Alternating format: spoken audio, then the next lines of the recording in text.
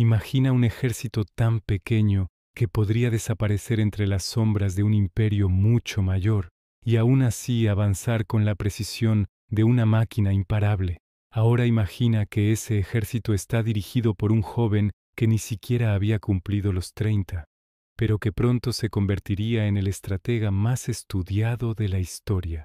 La pregunta es inevitable: ¿cómo lo hizo? ¿Qué secretos tácticos permitieron que Alejandro Magno conquistara medio mundo sin perder una sola batalla? Lo curioso es que su mayor arma no fue su famosa falange, ni su caballería, ni el coraje de sus soldados. Lo realmente sorprendente es que su ventaja estaba en la manera en que pensaba el campo de batalla, como si cada enfrentamiento fuera un tablero de ajedrez donde él ya conocía el movimiento final. Y aquí viene lo extraño. Muchas de esas estrategias siguen siendo tan eficaces que hoy se enseñan en academias militares de todo el mundo.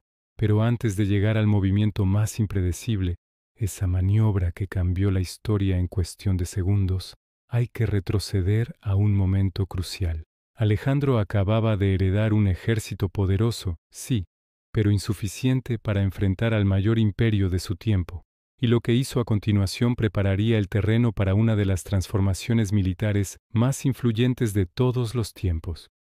Macedonia, bajo Filipo II, ya había comenzado a convertirse en una potencia militar, pero seguía siendo un reino pequeño, rodeado de enemigos y con recursos limitados. La falange había sido perfeccionada, el ejército había sido profesionalizado, pero todavía había una pregunta sin responder: ¿cómo enfrentarse a imperios que multiplicaban por 10 el número de soldados macedonios? La clave era simple y devastadora. No podían permitirse un solo error. Cada batalla debía ganarse antes de ser peleada, y Alejandro lo sabía tan bien que convirtió esa lógica en la base de todo su sistema militar. Aquí aparece el primer elemento esencial: la falange macedonia. No era solo un muro de lanzas, era un organismo vivo, entrenado para avanzar de manera coordinada, compacta y flexible. Sus zarizas de hasta 7 metros permitían mantener al enemigo a distancia, creando un bloque de presión constante. Pero ¿sabes qué es lo más extraño? La falange no estaba diseñada para ganar la batalla por sí sola. Esto parece contradictorio. Un arma tan imponente, tan visual, tan temida, y aún así no era la pieza principal. Alejandro la utilizaba como un ancla, como el yunque sobre el cual moldearía el destino del combate. La falange inmovilizaba, contenía, presionaba y forzaba al enemigo a reaccionar. Y en el momento exacto en que reaccionaban, Alejandro ya estaba listo para atacar donde menos lo esperaban. Aquí entra su verdadera arma secreta: la caballería de compañeros.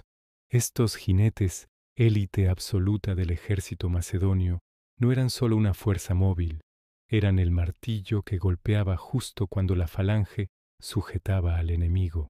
El famoso martillo y yunque no era simplemente una metáfora, era una coreografía militar que convirtió a Macedonia en una potencia invencible. Y lo fascinante es que dependía por completo del tiempo.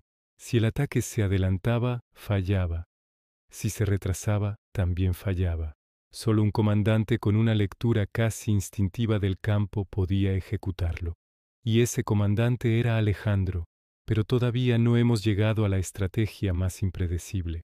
Antes hay que entender una maniobra que pocos generales de la antigüedad comprendieron en su totalidad: la ruptura oblicua.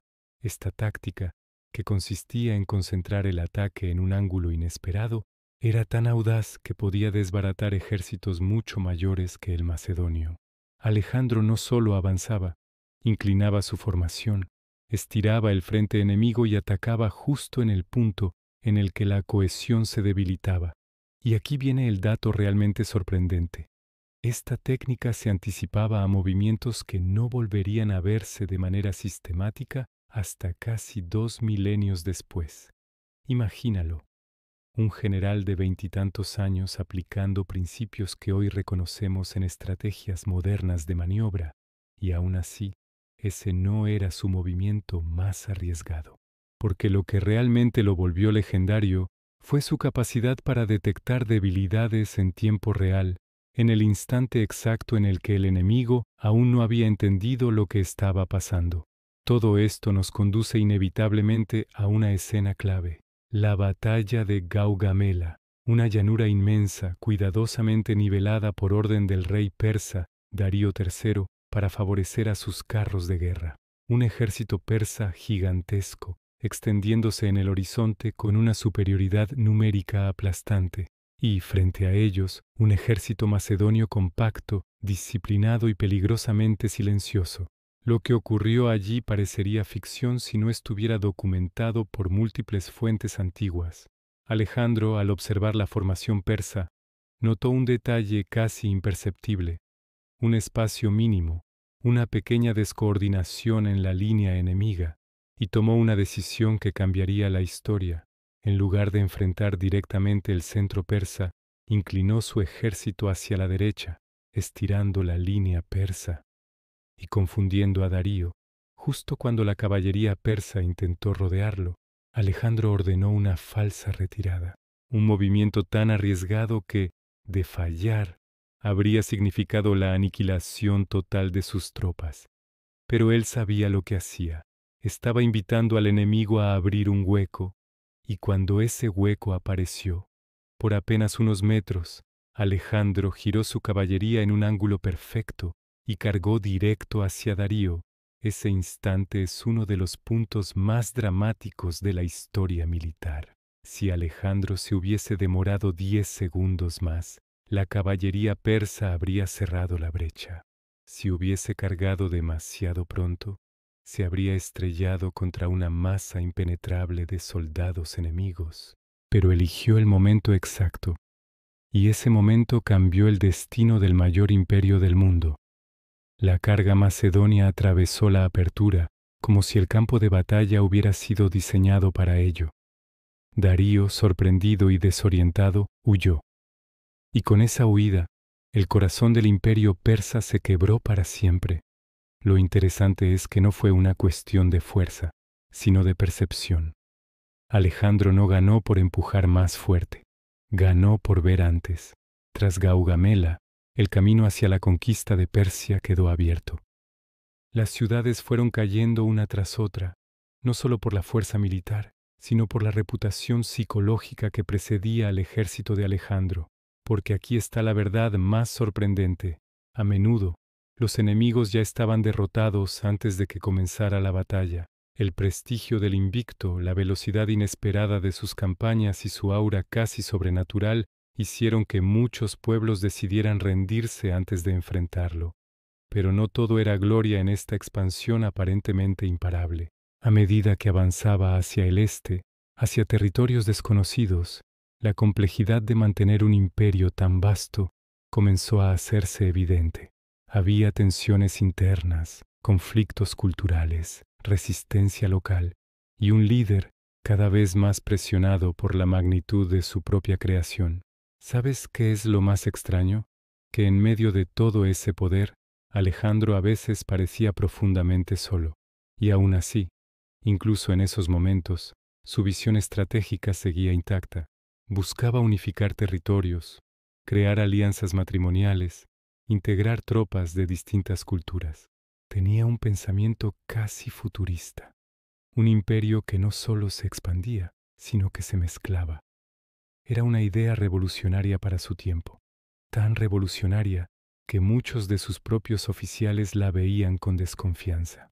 Después de Gaugamela, la maquinaria militar macedonia siguió funcionando, pero el mundo que Alejandro estaba construyendo era cada vez más complejo. Sin embargo, sus decisiones tácticas seguían brillando.